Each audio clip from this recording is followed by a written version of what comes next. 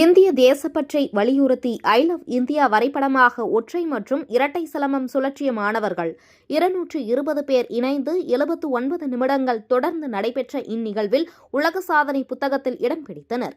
கோவையில் இந்தியர்களின் தேசப்பற்றை கூறும் விதமாக தமிழக பாரம்பரிய சிலம்பாட்ட கலையை பெருமைப்படுத்தும் வகையில் 220 மாணவர்கள் சிலம்பம் சுழற்றி உலக சாதனை படைத்தனர்.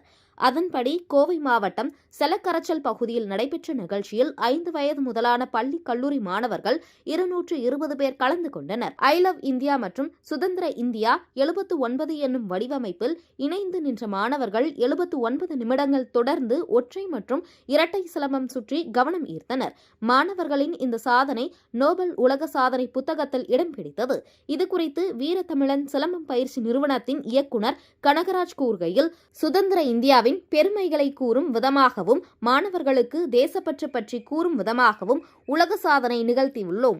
இதனைத் தொடர்ந்து உலக சாதனை செய்த மாணவர்கள் நோபல் உலக சாதனை பதக்கம் மற்றும் சான்றிதழ்கள் வழங்கி கௌரவிக்கப்பட்டனர்.